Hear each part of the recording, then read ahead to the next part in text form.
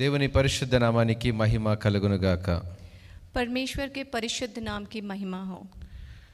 ఈ యొక్క ప్రత్యేకమైనటువంటి సాయంకాలము మిమ్మల్ని అందరినీ యేసుక్రీస్తు నామములో ఆహ్వానిస్తూ ఉన్నాను. आप सबको मसीही नाम में आमंत्रित करते हैं, स्वागत करते हैं. ప్రత్యేకంగా ఈరోజు మనము పరిశుద్ధ దినము మన కొరకు ఏర్పాటు చేయబడినటువంటి దినము కాబట్టి దేవుని వాక్యాన్ని మనం ధ్యానం చేసుకుందాం. हमारे लिए ये रविवार का दिन है, शुभ दिन मानते हैं और इस दिन हम परमेश्वर का कार्य कर रहे हैं. ఎంతమంది విశ్వసిస్తున్నారు ప్రతి దినం మన కొరకై ఒక బహుమానంగా ఇవ్వబడుతుందని? कितने लोग विश्वास कर रहे हैं कि हर दिन हमारे लिए एक बहुमूल्य समय है. ఈ యొక్క మరి వాక్యాన్ని వింటున్నటువంటి ప్రతి ఒక్కరికి యేసుక్రీస్తు నామములో మరొకసారి శుభములు తెలియజేస్తున్నాం.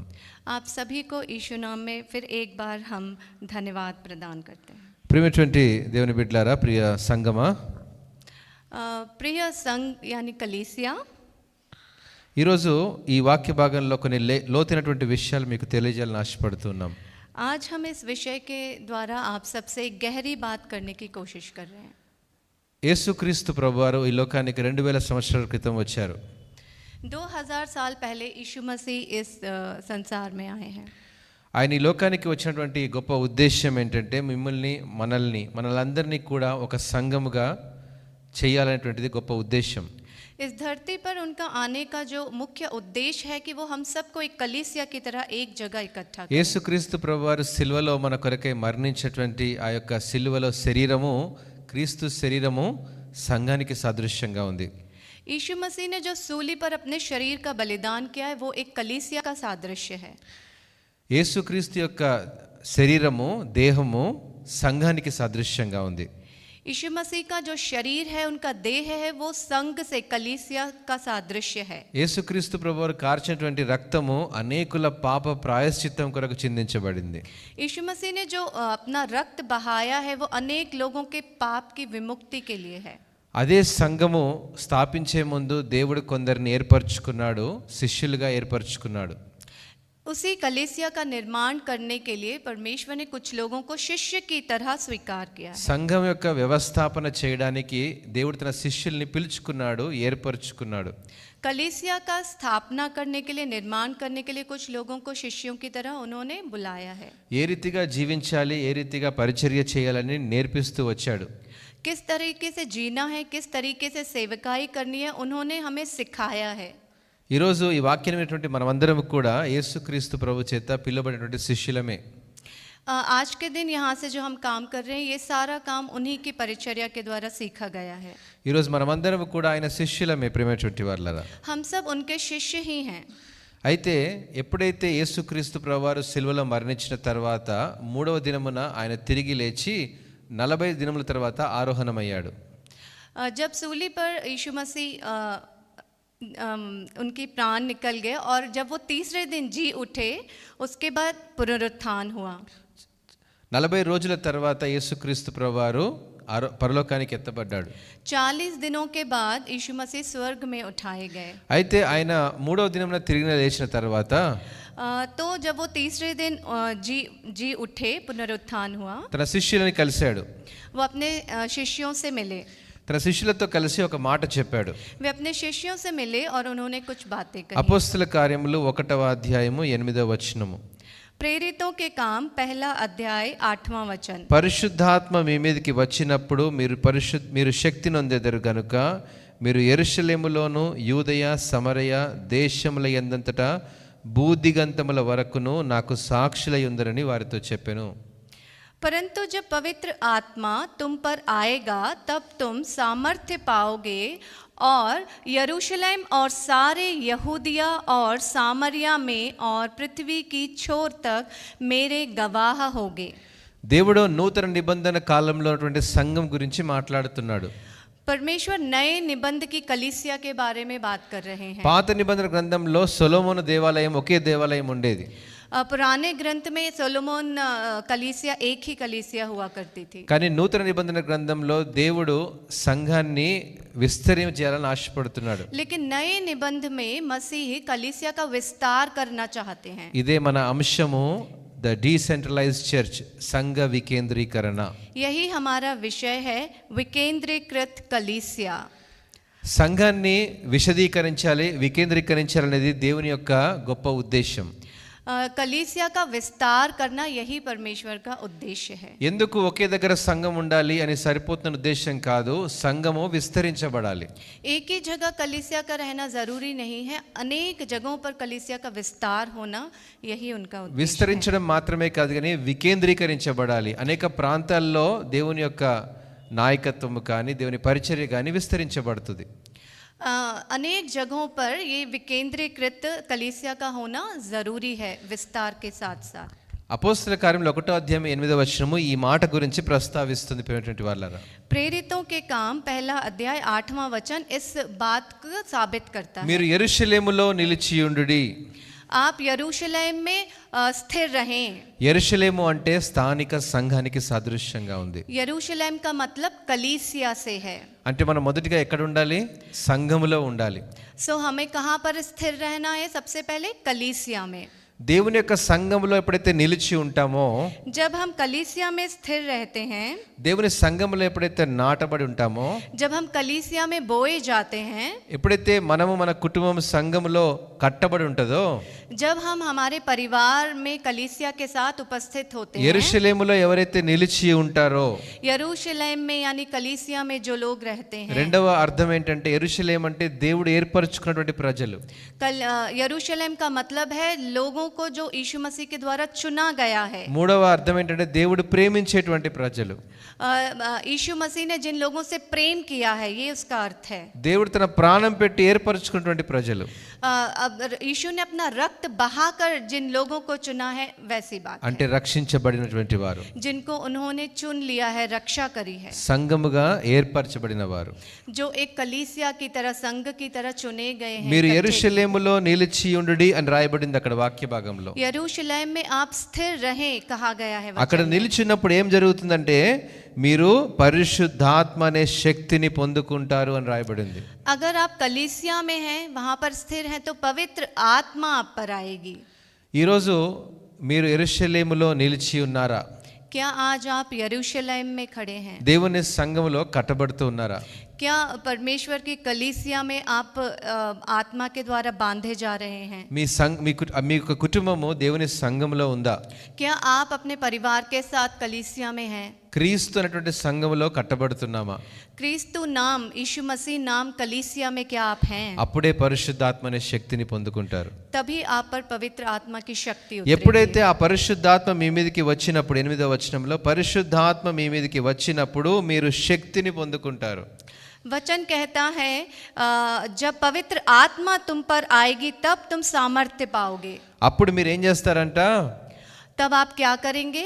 యెరూషలేములో, यरूशलेम में यानी कलीसिया में, సంఘములో దేవుని కొరకు వాడబడతారు. कलीसिया में आज यीशु नाम से कार्य करेंगे, काम करेंगे. మొదటిగా యెరూషలేములో వాడబడినటువంటి జీవితాలు కావాలి.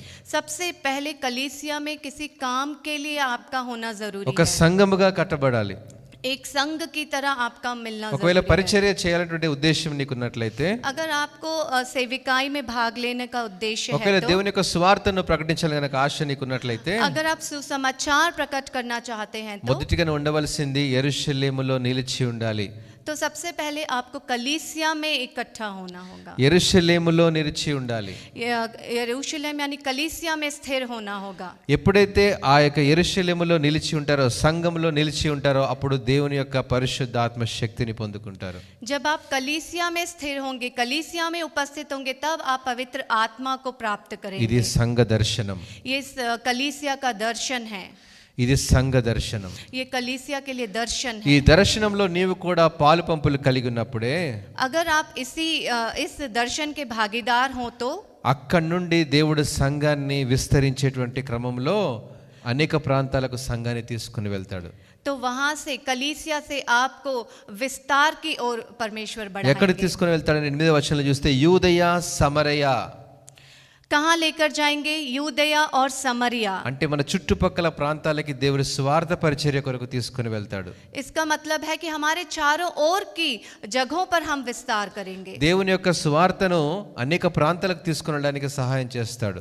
हम परमेश्वर के शुभ समाचार को अनेक जगहों पर अनेक लोगों के बीच में विस्तार అప్పుడే करेंगे. సంఘం వికేంద్రీకరించబడుతుంది. तभी जो हमारी कलीसिया है विकेंद्रित होगी. ఇది మొట్టమొదటి సంఘ దర్శనం. ये पहला कलीसिया का दर्शन है. ఇది అత్యంత ప్రాముఖ్యమైనది. ये बहुत मुख्य है. ఎందుకంటే ఆనాడు ఆది సంఘముల అపోస్తలుల కార్యములు 8:1 प्रेरितों के काम 8 वचन पहला ఆ కాలమందు యెరూషలేములోని సంఘమునకు గొప్ప హింస కలిగినందున అపోస్తలులు తప్ప అందరూ యూదయ సమరయ దేశముల యందు చెదిరిపోయిరి అని రాయబడింది. प्रेरितों के काम 8वां अध्याय पहला वचन. उसी दिन यरूशलेम की कलीसिया पर बड़ा उपद्रव होने लगा और प्रेरितों को छोड़ सब के सब यहूदिया और सामरिया देश में तितर बितर हो गए. ఆది సంఘము ఈ రీతిగా యూదయ సమరయ ప్రాంతాల్లోనికి విస్తరించబడింది. इस तरीके से जो संघ है वो अनेक जगहों पर विस्तार हुआ. ఆది సంఘము ఈ యొక్క యూదయ సమరయ ప్రాంతాలకు విస్తరించబడింది. जो हमारा पुराना संघ है, जो पहले का संघ है यानी कलीसिया, वो अनेक जगहों पर इस तरीके से उसका विस्तार हुआ यहूदिया और सामरिया देशों में. శిష్యులు అపోస్తలులు విస్తరించబడ్డారు. जो शिष्य हैं, जो प्रेरित हैं, वो इस तरीके से विस्तार किया उन्होंने. విశ్వాసులు సంఘ విశ్వాసులు కూడా యెరూషలేము నుండి యూదయ సమరయ ప్రాంతాలకు పంపించబడ్డారు, విస్తరించబడ్డారు. जो विश्वासी लोग हैं वो भी यूदा और समरिया जैसी जगहों के लिए विस्तार किया. దేవుడే ఆ యొక్క యెరూషలేము మీద ఆ యొక్క సంఘం మీద హింసను అనుమతించాడు. परमेश्वर के द्वारा ही उस कलीसिया पर उस हिंसा प्रकट की गई. అది దేవుని యొక్క ప్రణాళిక. वो परमेश्वर की इच्छा थी. దేవుని యొక్క ఉద్దేశం ఒకే దగ్గర గుడి కట్టుకొని ఒకే దగ్గర మందిరం కట్టుకొని కూర్చోవాలనేది దేవుని ఉద్దేశం కాదు. परमेश्वर का उद्देश्य ये नहीं कि हम एक जगह बैठ जाएं और उसी को कलीसिया बना लें और वहीं से हम काम करें. ఒకే దగ్గర అందరు లక్షల మంది వెళ్ళి కూర్చొని ఆరాధించేటువంటి ఉద్దేశము దేవుని ఉద్దేశం కాదు. అది परमेश्वर ये नहीं कहते कि लाखों लोग एक जगह इकट्ठे हो जाए और वहां उसी जगह को हम परमेश्वर का स्थान నువ్వు करें. ఎక్కడైతే ఉన్నావో ఆ ప్రాంతానికి స్వార్థను తీసుకుని వెళ్ళడానికి దేవుడు నిన్ను సిద్ధం చేశాడు. जिस जगह तुम हो उसके चारों ओर तुम्हें प्रचार के लिए तुम्हें बुलाया ఏ गया है. దేశంలో ఉన్న ఏ ప్రాంతంలో ఉన్న ఏ సమాజంలో ఉన్న దేవుడు అక్కడికి స్వార్థను తీసుకుని వెళ్ళాలని నిన్ను ఎన్నుకున్నాడు. जिस देश में हो, जिस प्रांत में हो, उसके चारों ओर तुम्हें वचन का प्रचार करना అది है. సంఘ దర్శనము. वो संघ का दर्शन है. ఒకే దగ్గర ఉండడం కాదు కానీ మనం విస్తరించబడాలన్నది దేవుని యొక్క ఉద్దేశం. एक ही जगह रहना नहीं, लेकिन विस्तार परमेश्वर का उद्देश्य है. ఎందుకంటే సంఘం ఎప్పుడైతే వికేంద్రీకరించబడుతుందో, డీసెంట్రలైజ్ అవుతుందో, సంఘంలో ఉన్నటువంటి ఆ యొక్క దర్శనం కూడా విశదీకరించబడుతుంది, విస్తరించబడుతుంది. जिस तरीके से हम लोग विस्तार करेंगे और अनेक जगहों पर जाएंगे, उसी का हम प्रचार कर रहे हैं यहाँ पर इस वचन के द्वारा कि शिष्यों को और परिचारकों को अनेक जगहों पर जाना चाहिए. అలాంటి వారిగా దేవుడు మనల్ని ఎన్నుకున్నాడు. इसलिए परमेश्वर ने हमें चुना है. మరొక వాక్య భాగం చదువుకుందాం. ఎఫెసీయులకు రాసిన పత్రిక 4:11 నుంచి 11 మరియు 12 వచనం. ఎఫెసీయులకు రాసినటువంటి పత్రిక 4వ అధ్యాయము 11వ వచనము. इफिसियों 4th अध्याय 11th वचन. మనమందరము విశ్వాస విషయంలో మనమందరము విశ్వాస విషయంలోను దేవుని కుమారుని గూర్చిన జ్ఞాన విషయంలోను ఏకత్వము పొంది సంపూర్ణ పురుషులమగు వరకు, అనగా క్రీస్తునకు కలిగిన సంపూర్ణతకు సమానమైన సంపూర్ణత కలవారమగు వరకు ఆయన ఈలాగు నియమించెను. इफिसियों 4th अध्याय 11th वचन. और उसने कितनों को प्रेरित नियुक्त करके और कितनों को भविष्यवादा नियुक्त करके और कितनों को सुसमाचार सुनाने वाला नियुक्त करके और कितनों को रखवाले और उपदेशक नियुक्त करके दे दिया. ఇది తెలుగులో 13వ వచనంలో రాయబడింది.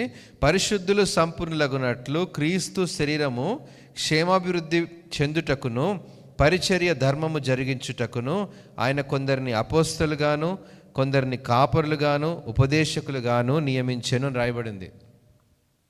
यह बताया गया है कि यीशु मसीह ने कई लोगों को प्रचारक की तरह भविष्यवादकताओं की तरह नियुक्त किया है, शुभ समाचार बताने के लिए नियुक्त किया है। సంఘము క్షేమాభివృద్ధి కొరకు దేవుడు నియమించినటువంటి ఒక ప్రణాళిక.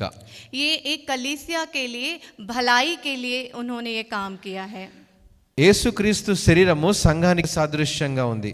यीशु मसीह का शरीर कलीसिया को दर्शाता है। ఆ యొక్క సంఘానికి దేవుడు కొందరు నేర్పరచుకున్నాడు. అపోస్తలు నేర్పరచుకున్నాడు, కాపర్లు నేర్పరచుకున్నాడు, ఉపదేశకులు నేర్పరచుకున్నాడు. उस कलीसिया के लिए परमेश्वर ने कुछ लोगों को चुना है, प्रचारकों को चुना है, शुभ समाचार बताने वालों को चुना है, कुछ शिष्यों को चुना है। ఇంకొక వాక్య భాగం మనం చదువుకుందాము. 22వ అధ్యాయము 20వ వచనం. ఎఫెసీ 2:20. ఎఫెసీ 2:20 ఒక వాక్య భాగం చదువుకుందాము. అయితే యేసుక్రీస్తే ముఖ్యమైన మూలరాయి అయి ఉండగా అపోస్తలులు ప్రవక్తలు వేసిన పునాది మీద మీరు కట్టబడి ఉన్నారు. इफिसियों 20 दूसरे अध्याय का 20 वचन पढ़ेंगे। और प्रेरितों और भविष्यवादकताओं की नींव पर जिसके कोने का पत्थर मसीह यीशु आप ही है बनाए गए हो। యేసుక్రీస్తు ప్రభువారు ఆ మూలరాయిగా ఉన్నటువంటి ఆ రాయి మీద ప్రవక్తలు అపోస్తలు ఏం చేశారు? పునాది వేశారు. यीशु मसीह ने उस कोने के पत्थर पर प्रचारकों और शुभ समाचार बताने वालों के द्वारा अपने काम को पूरा किया है। ఆ పునాది మీద ఇప్పుడు సంఘం కట్టబడుతుంది. उस नींव पर यह कलीसिया बनाई गई है। ఇప్పుడు ఎఫెసు రాసిన పత్రిక 4వ అధ్యాయంలో మనం చూసినట్లయితే దేవుడే వారిని సంఘములో నియమించాడు అని రాయబడి ఉంది. वचन कहता है कि परमेश्वर ने ही इनको संघ में बनाया है। ఎందుకు వీరిని నియమించాడు సంఘములో అంటే సంఘము విస్తరించబడడానికి. क्यों इनको नियुक्त किया गया है कलीसिया में? ताकि संघ कलीसिया विस्तार करे। మొదటిగా పరిశుద్ధాత్మ అనే శక్తిని పొందుకున్నప్పుడు యెరూషలేములో నిలిచి ఉన్నప్పుడే మనము యూదయ సమరయ ప్రాంతాలకు విస్తరించబడతాం. सबसे पहले जब हम पवित्र आत्मा को पाएंगे तभी हम यूदिया और सामरिया जगहों पर विस्तार कर पाएंगे। రెండవ ఉద్దేశం ఏంటంటే సంఘ వికేంద్రీకరణలో ఒకే ఒక నాయకుడు ఉన్నటువంటి ఉద్దేశము కాదు. और विकेंद्रीकृत कलीसिया का अर्थ ये है कि एक ही नायक हो, यह नहीं है। రెండవ విషయం ఏంటంటే ఒకే నాయకుడు ఉన్నటువంటి ఉద్దేశము సంఘం యొక్క ఉద్దేశము కాదు. एक ही नायक होना संघ का उद्देश्य नहीं है। ఒక నాయకుడు ఆయన కింద ఇంకొక ఆయన ఉన్నటువంటి ఉద్దేశం కాదు సంఘ దర్శనం అంటే. संघ कलीसिया का दर्शन यही नहीं है कि एक नायक हो और फिर उसके नीचे कोई नायक हो या और कोई नायक हो। అందరూ కలిసి పని చేస్తేనే దేవుని యొక్క పని జరుగుతుంది. सब लोग मिलकर जब काम करते हैं तभी परमेश्वर का काम होता है। ఎప్పుడైతే సంఘములో అపోస్తలులు ప్రవక్తలు లేదంటే ఉపదేశకులు కాపర్లు అందరూ కలిసి పని చేస్తారో సంఘము విస్తరించబడుతుంది. जब कलीसिया में सब लोग मिलकर काम करते हैं, प्रचारक हैं, शुभ समाचार बताने वाले हैं, वचन बताने वाले हैं, तभी कलीसिया विस्तार करता है। ఈరోజు ఈ మాట వినేటువంటి మనందరినీ కూడా దేవుడు తన పని కొరకు పిలిచాడు. आज हम सब जो ये वचन सुन रहे हैं, हम सबको परमेश्वर ने अपने कार्य को करने के लिए बुलाया है। ఈరోజు నిన్ను దేని కొరకు పిలిచాడో ఆ పిలుపును గురించిన దర్శనం తెలుసుకోవాలి. आज हमें इस वचन के द्वारा यह पता चलना चाहिए कि हमें किस लिए बुलाया गया है। దేవుడు ఎందుకోసం నిన్ను పిలుస్తున్నాడో తెలుసుకోవాలి. क्यों हमें बुला रहे हैं ये जानने की जरूरत మన है। తలాంతులు ఏంటో తెలుసుకోవాలి. हमारे आशीर्वाद क्या है ये हमें మన जानने की పిలిచిన जरूरत है। పిలుపు ఏంటో हम తెలుసుకోవాలి. किस लिए बुलाए गए हैं ये जानने की దేవుడు जरूरत మనల్ని है। తన యొక్క సంఘములో ఏ రీతిగా పెట్టాడో తెలుసుకోవాలి. हमें ये पता होना जरूरी है कि हमें कलीसिया में कौन से स्थान पर रखा బహుశా गया నీకు है। పాటలు పాడే శక్తి సామర్థ్యం ఉండవచ్చు, వరాలు ఉండవచ్చు. हो सकता है कि आपको गाना गाने की शक्ति हो। దేవుని సన్నిధిలో ఆరాధించేటువంటి ఒక పరిచర్య నీకు ఇచ్చాడు. हो सकता है कि आप परिचर्या ऐसी हो जो गाना गाकर पूरी कर सकते हैं। దేవుడి కొరకు ఒకవేళ నీకు మంచి మాట్లాడేటువంటి తలాంతు ఉన్నదేమో. हो सकता है कि आप बहुत अच्छे तरीके से बात कर सकते हैं। మరి సంఘాన్ని నడిపించేటువంటి ఒక క్రమాన్ని కూడా దేవుడు నీకు నేర్పించవచ్చు.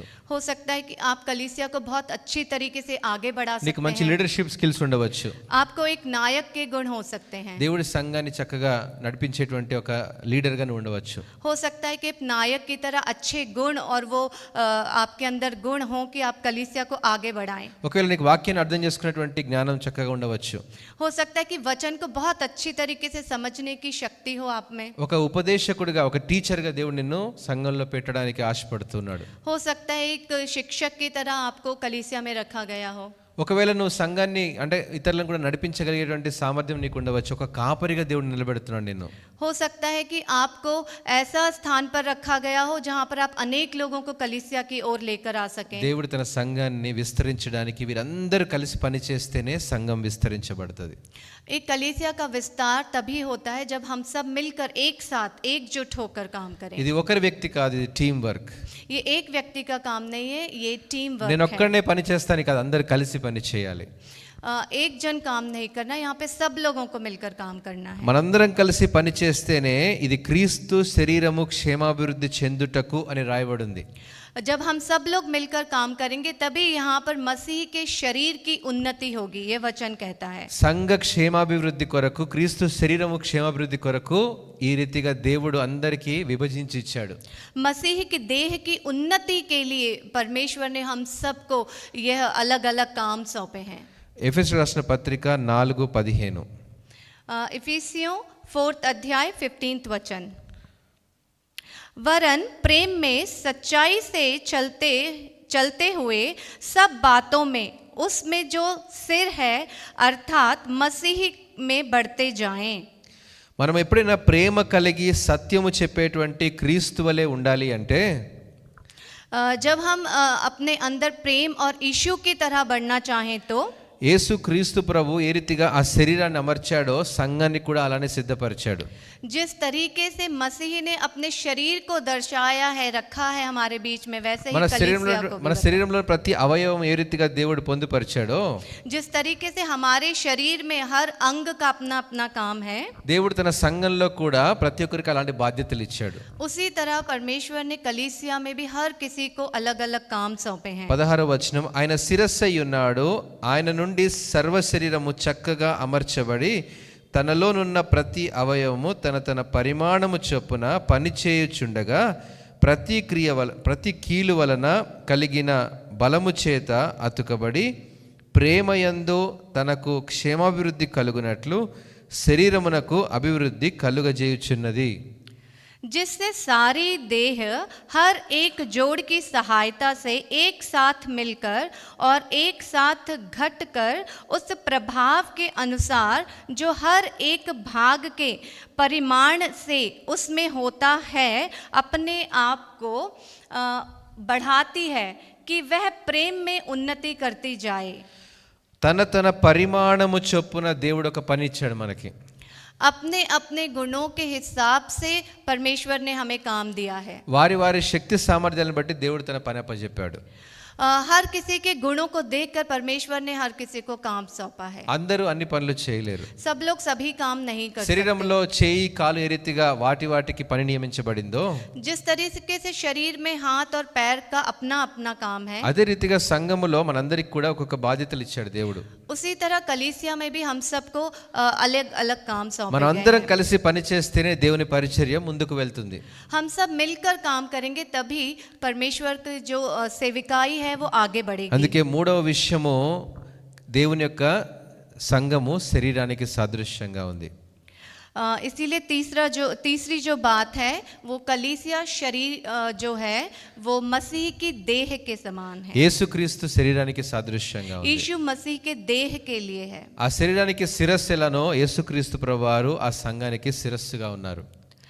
कलीसिया के लिए यीशु मसीह एक सिर के समान है, शीश के समान है. ఆ శరీరానికి తలగా ఏ రీతిగా తల మరి ఆధిపత్యం వహిస్తుందో యేసుక్రీస్తు ప్రభువారు సంఘానికి శిరస్సు అయి ఉన్నాడు. एक शरीर के लिए जिस तरह हमारा सर मुख्य होता है, उसी तरह कलीसिया के लिए भी मसीह की देह सर की तरह है, एक शीश की तरह అపోస్తల है. కార్యములు 2వ అధ్యాయము 42వ వచనము. अपोस्तल कार्य 2रा अध्याय 42వ వచనంలో చూస్తే, వీరు అపోస్తలుల బోధ యందును సహవాసమందును రొట్టె విరుచుట యందును ప్రార్థన చేయుట యందును ఎడతెగక యుండిరి అని వ్రాయబడింది. और वे प्रेरितों से शिक्षा पाने और संगति रखने और रोटी तोड़ने में और प्रार्थना करने में लौलीन रहे. 46వ వచనం చూస్తే, మరియు వారేక మనస్కులై ప్రతి దినము దేవాలయంలో తప్పక కూడుకొనుచు ఇంటింటా రొట్టె విరుచుచు దేవుని స్తుతించుచు ప్రజలందరి వలన దయ పొందిన వారైరి. 46 वचन, और वे प्रतिदिन एक मन होकर मंदिर में इकट्ठे होते थे और घर घर रोटी तोड़ते हुए आनंद और मन की सीधाई से भोजन किया करते थे. ఎప్పుడైతే మనము ఆ యొక్క సంఘంలో చేర్చబడడం మాత్రమే కాదు కానీ అనేక గృహాలకు కూడా దేవుని యొక్క స్వార్థను ఆయన యొక్క వాక్యాన్ని కూడా తీసుకొని వెళ్ళడం జరుగుతుంది. जब हम किसी एक जगह इकट्ठे ना होकर घर घर में जाकर उस रोटी का आनंद लेते हैं, तब वचन का विस्तार होता అంటే है. ఆయన శరీరంలో కూడా పాలు పంపులు పొందడానికి రొట్టెలో ఆయన యొక్క పాత్రలో కూడా చేయి వేస్తున్నారు అక్కడ. तो उनके शरीर में भाग लेने के लिए भी ये घर घर जाकर कार्य किया जा रहा है. యేసుక్రీస్తు ప్రభు శరీరానికి సాదృశ్యంగా ఉన్న రొట్టె, ఆయన రక్తానికి సాదృశ్యంగా ఉన్నటువంటి ద్రాక్షరసంలో కూడా పాలు పంపులు కలిగి ఉంది సంఘం. जो कलीसिया है उसने मसीह के शरीर यानी देह में रक्त और शरीर में भाग लिया है. అందుకే దీని ఏమంటారంటే సమాజానికి కేంద్రీకృతమైన సంఘం, కమ్యూనిటీ సెంటర్డ్ చర్చ్. इसीलिए इसे बोला जाता है कम्युनिटी सेंटर, समाज के लिए एक केंद्रित जगह. సమాజంలో కూడా ఈ యొక్క సంఘం విస్తరించబడాలనే దేవుని ఉద్దేశం. समाज में भी यह एक कलीसिया का विस्तार होना परमेश्वर का ఒక उद्देश्य है. సంఘం స్థాపించబడాలంటే బిల్డింగ్ అవసరం లేదు. अगर एक कलीसिया का आगे बढ़ना है तो उसके लिए एक किसी मकान बिल्डिंग की जरूरत नहीं है. ఈరోజు నీ కుటుంబముతో సంఘం స్థాపించబడుతుంది.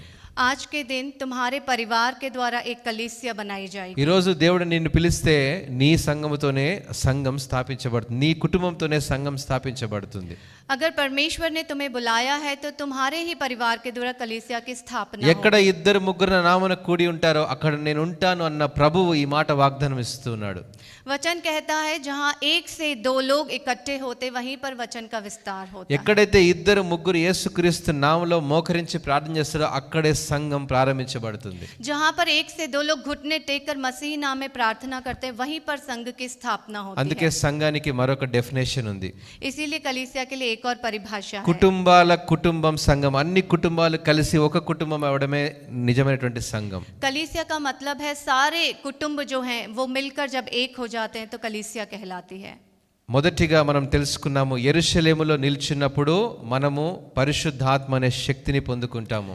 सबसे पहले हमें जानने की जरूरत है कि जब हम कलीसिया में होंगे तो हम पवित्र आत्मा को ग्रहण ఇది करेंगे. మొదటి విషయం. ये पहला विषय है.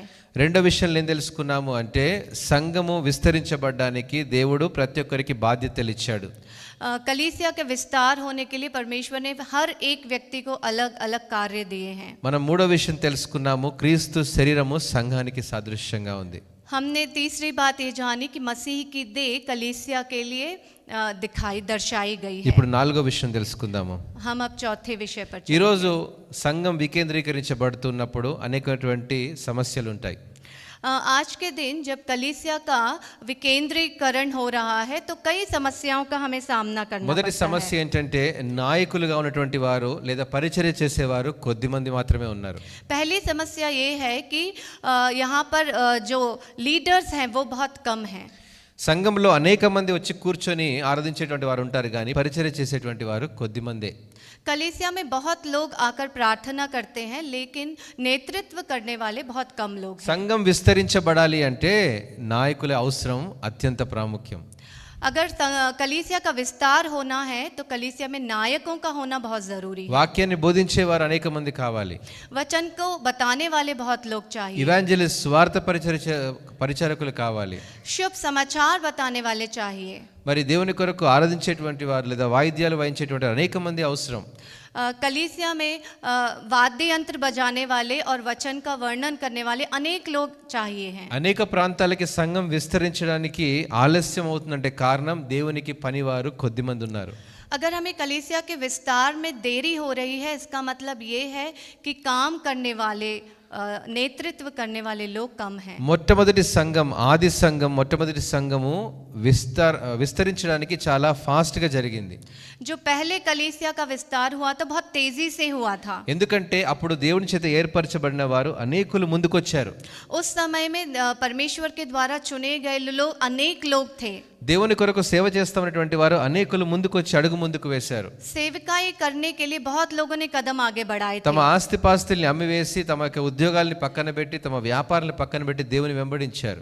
अपने व्यवसाय को छोड़ के, अपने कामकाज को छोड़ के परमेश्वर का काम करने के लिए बहुत लोगों ने कदम आगे बढ़ाए కానీ थे। ఈ రోజుల్లో దేవుని కొరకు సేవ చేయడానికి ఎవరు ముందుకు लेकिन రాలేకపోతున్నారు. आज के समय में परमेश्वर की सेवकाई करने के लिए कोई आगे नहीं बढ़ रहा ఎందుకంటే है, వారికి రెస్పాన్సిబిలిటీస్ ఎక్కువైపోయాయి. क्योंकि आज के समय में हम सबकी जिम्मेदारियां बढ़ चुकी हैं। ఎందుకంటే వారికి ఫ్యామిలీ టెన్షన్స్ ఎక్కువైపోయాయి. परिवारों का टेंशन हम सबको ज्यादा है, ఎందుకంటే లోకసమైనటువంటి వ్యాపారము లోకసమైనటువంటి బిజీ లైఫ్ లోకి వెళ్ళిపోయారు. क्योंकि हमें दुनियादारी में बहुत व्यस्तता बढ़ चुकी है। దేవుడు ప్రశ్న వేస్తున్నాడు, परमेश्वर हमसे प्रश्न कर रहे ఆయన हैं, పొలములో పని చేయడానికి నువ్వు సిద్ధంగా ఉన్నావా? क्या तुम उनकी खेती में काम करने के लिए तैयार हो? ఆయన కొరకు పని చేయడానికి నీవు సిద్ధంగా ఉన్నావా? क्या तुम तैयार हो उनके लिए काम करने के लिए? ఎవరో వచ్చి దేవుని సేవ చేస్తారని అనుకోవద్దు. कोई और आकर परमेश्वर की सेवकाई करेगा यह मत सोचो। ఈ మాట వింటున్నావు అంటే you are the chosen one. अगर आप ये बात सुन रहे हैं तो आप ही वो व्यक्ति हैं। నీవే దేవుని కొరకు సేవకునిగా నిలబడు. आप ही उठकर सेवकाई के लिए खड़े हो, ఆ పరిశుద్ధాత్మ శక్తిని పొందుకుంటావు. उस पवित्र आत्मा की शक्ति को प्रकट करो। యెరూషలేములో వాడబడతావు. परमेश्वर की शरण में काम करो, यरूशलेम में यानी कलीसिया में ఆయన काम किए సంఘములో जाओगे। వాడబడతావు. कलीसिया में काम किए जाओगे। యూదయ సమరయ ప్రాంతాలకు తీసుకొని వెళ్తాడు. यूदया और सामरिया जैसी जगहों पर लेकर అనేక जाएंगे। చుట్టుపక్కల ప్రాంతానికి నేను నడిపించేటువంటి వాడుగా ఉంటాడు. हमारे चारों ओर के प्रांतों में जाकर सेवकाई करने का मौका అంతేకాదు భూదిగంతములకు నిన్ను నడిపించేటువంటి సేవకునిగా నిలబెడతాడు. चारों तरफ तुम्हें सेवकाई करने के लिए तुम्हें चुना యేసుక్రీస్తు जाएगा। ప్రభువు వారు ఇచ్చినటువంటి గొప్ప దర్శనం అదే ప్రియమైనటువంటి వాళ్ళారా. मसीह के द्वारा दिया गया दर्शन है वो। మనము భూదిగంతములకు వెళ్ళి స్వార్థను ప్రకటించాలి. दुनिया के चारों ओर जाकर हमें सुसमाचार నేను प्रकट ఇక్కడే करना है। కూర్చుంటాను, ఇక్కడే సుఖంగా దేవుని సేవ చేస్తాను కాదు దేవుని ఉద్దేశం. हम यहीं रहेंगे और यहीं से सेवकाई करेंगे, यह परमेश्वर का ఎంతో उद्देश्य మంది नहीं గొప్ప है। దైవజనులు మిషనరీలు అనేక ప్రాంతాలకు వెళ్ళి సువార్తను ప్రకటించారు. बहुत सारे प्रवक्ताओं ने, प्रेरितों ने अनेक जगहों पर जाकर कार्य किया है। ఇప్పుడు అనేకమైన అవకాశాలు మనకున్నాయి. अभी हमारे पास अनेक मौके हैं। అప్పుడు ప్రయాణించాలంటే కేవలం సముద్ర మార్గంలోనే వెళ్ళాల్సి వచ్చేది. अगर हमें पहले यात्रा करनी होती तो समुद्र के जरिए करनी होती थी। ఇప్పుడు మనకు చక్కగా టెక్నాలజీ ఉంది, अभी हमारे पास टेक्नोलॉजी है, మంచి నెట్వర్క్ ఉంది, हमारे पास नेटवर्क है, సోషల్ మీడియా ఉంది. सोशल मीडिया है। వీటన్నిటిని ఉపయోగించుకొని అనేక ప్రాంతాలకు వెళ్ళి స్వార్థ ప్రకటించడానికి ఉపయోగించవచ్చు. इन सब का इस्तेमाल करते हुए हम अनेक प्रांतों में जाकर सेवकाई कर सकते మనం हैं। చాలా సార్లు యూట్యూబ్ లో చూస్తూ ఉంటాం కదా, हम कई बार यूट्यूब में देखते हैं, కొంతమంది వేరే వేరే ప్రాంతాలకు వెళ్ళి అక్కడ వ్లాగింగ్ చేస్తూ ఉంటారు. अनेक प्रांतों में जाकर लोग ब्लॉगिंग करते हैं। అక్కడ ఆహార అలవాట్లు ఇలా ఉన్నాయి, ఇక్కడ మనుషులు ఇలా ఉన్నారు, ఇక్కడ రోడ్లు ఇలా ఉన్నాయని చెప్తూ ఉంటారు. अनेक जगहों पर जाकर वहाँ का एरिया ऐसा है, यहाँ का भोजन ऐसा है, यहाँ पर ये सारे अलग अलग काम होते हैं, हमें दिखाया అనేక जाता है। ప్రాంతాలకు వెళ్ళి చక్కగా వారి ప్లేస్ ని వారు చక్కగా వారు మనకి చూపిస్తూ ఎక్స్ప్లెయిన్ చేస్తూ ఉంటారు. अनेक प्रांतों में जाकर उस जगह के बारे में हमें वर्णन किया जाता है। వారికి సమయం ఉంది उनके पास वक्त है, కానీ మనకు లేదు. हमारे पास नहीं है। మనము దేవుని కొరకు స్వార్థ ప్రకటించడానికి మనకు సమయం లేదు ప్రేమటువంటి వాళ్ళారు. हमारे पास आज शुभ समाचार बताने के लिए समय మనం नहीं है। చాలా సార్లు అనుకుంటాం నా దగ్గర డబ్బు లేదనుకుంటాం, हम बहुत बार सोचते हैं कि हमारे पास पैसे नहीं లేదా है, అక్కడికి వెళ్తే నాకు భాష రాదనుకుంటాం, और हम सोचते हैं कि हम अगर वहाँ जाएंगे तो हमें भाषा नहीं అక్కడికి आती। వెళ్తే సరైన భోజనం మనకు సరిగా తినలేమనుకుంటాం. हम सोचते हैं कि अगर हम कहीं गए तो हमें वहाँ का खाना नहीं। పరిశుద్ధాత్మ అనే శక్తిని పొందుకున్నప్పుడే ఇవన్నీ మనము అసాధ్యమైనవి సుసాధ్యం చేయగలం. जब हम पवित्र आत्मा की शक्ति को ग्रहण कर लेते तब ये सब कुछ हमारे लिए आसान हो जाता है। యేసుక్రీస్తు పని అంటే ఆయన పని అంటే ఆయన అప్పచెప్పిన పని అంటే ఆయనే దానికి సహాయం చేస్తాడు. यीशु मसीह के कार्य को करने के लिए वही हमारे सहायक होंगे। మనము మొదటి అడుగు వేయాలి. हमें सिर्फ कदम उठाने की जरूरत है। మనం వేసేటువంటి ఆ మొట్టమొదటి అడుగే క్రీస్తు కొరకు తీసుకున్నటువంటి నిర్ణయం ప్రియమైనటువంటి వాళ్ళారా. हमारा उठाया हुआ वह पहला कदम ही हमें मसीह के ओर बढ़ाने के తన लिए है। పొలములో పని చేయడానికి దేవుడు పిలుస్తూ ఉన్నాడు. वो अपनी खेती में काम करने के लिए हमें बुला रहे हैं। ఇది సంఘ వికేంద్రీకరణ, यह कलीसिया का विकेंद्रीकरण है। ఇది సంఘం విస్తరించబడేటువంటి ఉద్దేశము. ये कलीसिया का विस्तार होने का विषय है। ఇది సంఘము అనేక ప్రాంతాలకు తీసుకుని వెళ్ళాలనే దేవుని ఉద్దేశం. कलीसिया को अनेक प्रांतों में लेके जाने का परमेश्वर का ఒకవేళ उद्देश्य है। వెళ్ళలేకపోతే వెళ్ళే వాళ్ళనైనా ప్రోత్సహించాలి. अगर हम नहीं जा पा रहे हैं तो जो लोग जा रहे हैं उन लोगों को प्रोत्साहित कर रहे हैं। అంటే మన సంఘము ఒకే దగ్గర కట్టబడి ఇక్కడే విస్తరించబడ్డం కాదు, కానీ అనేక ప్రాంతాలకు విలిపించేటువంటి సేవకుల్ని తయారు చేయాలి. हमें एक ही जगह रहकर कलीसिया का काम नहीं करना है, हमें ऐसा करना है कि अनेक प्रांतों में जाकर हम वचन का प्रचार कर ఇది सकें। ఈరోజు మన సంఘం ఉద్దేశం కూడా. आज के दिन हमारी कलीसिया का उद्देश्य भी, ఇది మీ సంఘము మన సంఘం అని కాదు, సార్వత్రిక సంఘ ఉద్దేశం. ये आपकी कलीसिया मेरी कलीसिया नहीं, हम सब की कलीसिया है। మనందరి సంఘం యొక్క ఒకే ఒక దర్శనం ప్రేమటువంటి వారలారా, हम सब के लिए मसीह के द्वारा एक ही दर्शन है, సంఘం విస్తరించబడాలి, संघ कलीसिया का विस्तार हो, సంఘం వికేంద్రీకరించబడాలి. कलीसिया विकेंद्रीकृत हो, ఒకే దగ్గర ఉన్నటువంటి నాయకుడు కాదు, एक ही जगह रहने वाला नायक नहीं है, నాయకుల్ని తయారు చేసే సంఘంగా ఉండాలి. अनेक नायकों को बनाने वाली कलीसिया बननी चाहिए, పంపించే సేవకుల్ని తయారు చేయాలి, अनेक जगहों पर सेवकों को भेजने का कार्य करना है, సువార్థికుల్ని తయారు చేయాలి. शुभ समाचार बताने के लिए लोगों को तैयार करना है। అనేకమైనటువంటి అవకాశాలు మనకున్నాయి, अनेक मौके हमारे पास हैं, అనేక ప్రాంతాలకు వెళ్ళేటువంటి అవకాశాలు మనకున్నాయి. अनेक प्रांतों में जाने के लिए हमारे पास सुविधा है। ఆ ప్రాంతాలకు వెళ్ళి సువార్తను ప్రకటించేటువంటి మరి మనము ఒక అడుగు ముందుకు వేయాలి. ऐसे प्रांतों में जाकर वचन का प्रचार करने के लिए हमें एक कदम उठाने की డిజిటల్ जरूरत है। మీడియా ఉంది, डिजिटल मीडिया है, సోషల్ మీడియా ఉంది, सोशल मीडिया है, దాని ద్వారా కూడా దేవుని యొక్క సువార్తను ప్రకటించే అవకాశాలు ఉన్నాయి. उसके द्वारा भी हम परमेश्वर के वचन का विस्तार कर అనేక सकते हैं। ప్రాంతాలు అనేక మీడియా సామర్థ్యాలు ఉపయోగించుకొని దేవుని సువార్తను ప్రకటించే అవకాశాలు ఉన్నాయి. हम मीडिया का इस्तेमाल कर कर भी वचन का प्रचार करने की आज सामर्थ्य रखते हैं। ఈరోజు ఇటువంటి అవకాశాలను ఉపయోగించుకొని సంఘాన్ని విస్తరించడానికి ఉపయోగించాలి. इन सब बातों का इस्तेमाल करके हमें अपनी कलीसिया का विस्तार करने के लिए सोचना है। చివరిగా కొన్ని విషయాలు జ్ఞాపకం చేసుకుందాం. आखिर में हम कुछ विषयों को ध्यान देते हैं। ఐదవ విషయం, पांचवा विषय हमारा, నాయకుల్ని సిద్ధం చేయడానికి సంఘము ఎప్పుడూ అడుగు ముందుకు వేయాలి. नायकों को तैयार करने के लिए कलीसिया हमेशा तैयार रहनी నేను ఈ चाहिए। సంఘంలో పాస్టర్ని, నేను మాత్రమే ఉండాలనేటువంటి ఉద్దేశం ఎప్పుడు సంఘానికి ఉండకూడదు. मैं इस कलीसिया का पास्टर हूँ और सिर्फ मैं ही रहूंगा, ये नहीं सोचना चाहिए। నేను మాత్రమే ఈ సంఘాన్ని నడిపించినటువంటి ఉద్దేశము అది తప్పు ప్రేమటువంటి వాళ్ళ. मैं ही इस कलीसिया को चलाऊंगा, ऐसी बात नहीं सोचनी चाहिए। మనము మరొక తరాన్ని మనము సజీవంగా ఉన్నప్పుడే సిద్ధం చేయాలి. हम एक और सदी को हम तैयार करेंगे कि वो कलीसिया మన तैयार తర్వాత की जाए। పరిచర్య చేయడానికి సామర్థ్యాన్ని మనము నడిపించేటువంటి వారిని సిద్ధం చేయాలి. हमारे बाद कलीसिया चलाई जाने के लिए लोगों को तैयार करना है। మోషే ఇశ్రాయేలు ప్రజల్ని ఐగుప్తు నుండి తీసుకొని నడిపించాడు.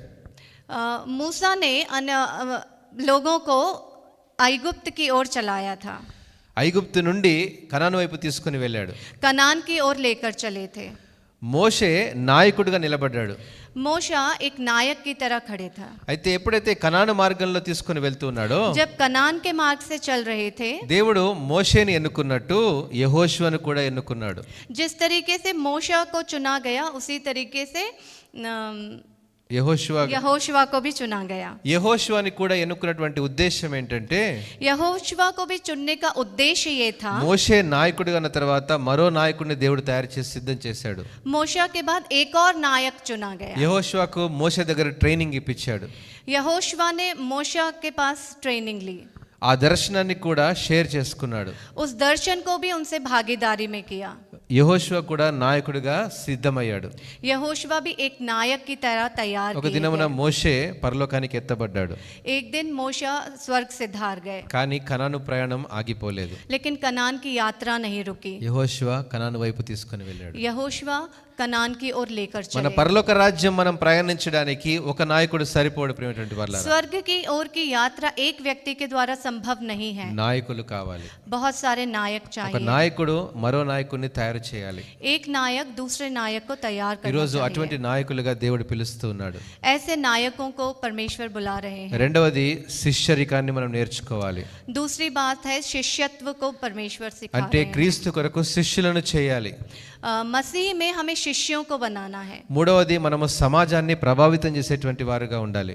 समाज पर प्रभाव डालने वाले कार्य करने हैं। మనకున్నటువంటి ప్రతి అవకాశాన్ని సద్వినియోగం చేసుకోవాలి ప్రియమైనటువంటి వాళ్ళారా. जितने भी मौके हैं हमें मसीह में उसका उपयोग करना चाहिए। ఇవన్నీ ఎప్పుడైతే కలిసి పని చేస్తామో जब हम इन सारी बातों का ध्यान रखेंगे और मिलकर काम करेंगे, సంఘ వికేంద్రీకరణ జరుగుతుంది. तभी कलीसिया का विस्तार होगा। పంపించేటువంటి నాయకులు సిద్ధమవుతారు. भेजे जाने वाले नायक बनाए जाएंगे। రాబోయే తరం క్రీస్తు కొరకు నిలబడుతుంది.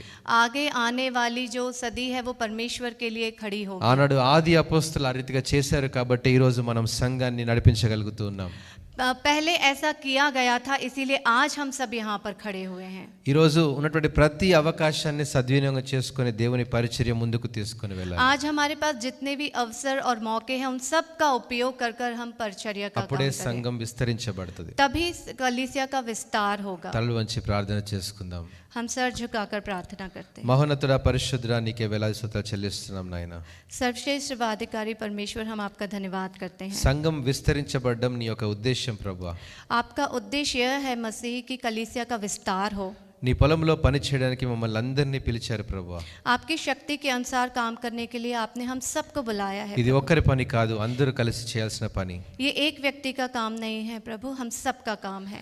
నాయకులుగా సిద్ధపరిచారు, आपने नायक की तरह हमें बुलाया है। ఉపదేశకులుగా సిద్ధపరిచారు, आपने एक शिक्षक की तरह हमें बुलाया है। అపోస్తలుగా పిలిచారు ప్రభువా, प्रेरितों की तरह आपने बुलाया है। ప్రవక్తలుగా పిలిచారు ప్రభువా, प्रवक्ताओं की तरह आपने సంఘ बुलाया है। కాపరిగా పిలిచారు నాయన. आपने एक प्रचारक की तरह बुलाया है మేమందరం प्रभु। కలిసి నీ పొలంలో పని చేయడానికి నీ యొక్క పరిశుద్ధాత్మ శక్తిని దయచేయండి ప్రభువా. प्रभु आप हम पर अपनी परिशुद्ध आत्मा को प्रकट करें प्रभु, ताकि हम सब मिलकर आपकी खेती का काम कर सकें। నీ యొక్క పొలంలో పని చేయాలి అంటే నీ సువార్తను ప్రకటించడానికి మమ్మల్ని అందరినీ మీరు పిలిచారు ప్రభువా. आपने हमें बुलाया है प्रभु, ताकि हम उस खेती में काम कर सकें। మీరు యెరూషలేములో నిలిచి ఉండి అప్పుడు పరిశుద్ధాత్మ అనే శక్తిని పొందుకుంటారన్నారు. आपने यरूशलेम में रहने के लिए कहा है और वहां से पवित्र आत्मा उंडेली जाएगी बोला है। ఆ శక్తి మేము పొందుకున్నప్పుడు యూదయ సమరయ ప్రాంతాలకు విస్తరించబడతాం. यूदया और सामरिया स्थान के लिए प्रभु पवित्र आत्मा को ग्रहण कर कर हमें जाना है। అంతేకాదు ప్రభువా, ఈ భూలోకములో ఉన్నటువంటి ఆ యొక్క నలుమూలలకి నీ స్వార్థను తీసుకుని వెళ్ళేటువంటి అవకాశం ఉంటుందని నేర్పించారు ప్రభువా. प्रभु आपने हमें सिखाया है कि प्रभु हम इस धरती के कोने कोने में जाकर प्रचार करें। ఎవరైతే నీ సేవ చేయాలని ఆశపడుతున్నారో మీరు ఒకసారి జ్ఞాపకం చేసుకోండి. जितने लोग भी प्रभु सेविकाई करना चाहते हैं प्रभु, उन सबको आप देखें। ప్రతి ఒక్కరిని ప్రభువా నీ పరిశుద్ధాత్మ శక్తితో నింపండి. प्रत्येक व्यक्ति को पवित्र आत्मा की शक्ति से వారి भरें। తలాంతులు నీ కొరకై వినియోగించలాగున సహాయం చేయండి. वो अपने गुणों को प्रभु आपके शरण में उपयोग कर सके నీ प्रभु, ऐसी పరిశుద్ధాత్మ सहायता। నడిపింపు దయచేయండి. पवित्र आत्मा की सहायता प्रकट करें। తీసుకున్న ప్రతి తీర్మానము నీ యొక్క సంఘ విస్తరణ కొరకు సహాయపడును గాక. प्रभु कलीसिया के विस्तार के लिए हमारा हर निर्णय प्रभु सहायक हो। తీసుకున్న ప్రతి నిర్ణయము నీ పరలోక రాజ్యం కొరకు సిద్ధపరచును గాక. हमारा हर एक निर्णय प्रभु स्वर्ग की ओर हमें विस्तार करे प्रभु। నీ పరలోక రాజ్యం ఇంకా అనేక మందిని తీసుకుని వెళ్ళడానికి సహాయపడును గాక. स्वर्ग का राज्य अनेक लोगों के लिए प्रभु विस्तृत हो प्रभु। ఇటు వాక్యమును దీవించి ఆస్వాదించండి. इस वचन को प्रभु आशीषित करें। యేసుక్రీస్తు నామమున ప్రార్థించి వేడుకుంటున్నాము తండ్రి. यीशु नाम में मांगते हैं, ఆమేన్. आमीन।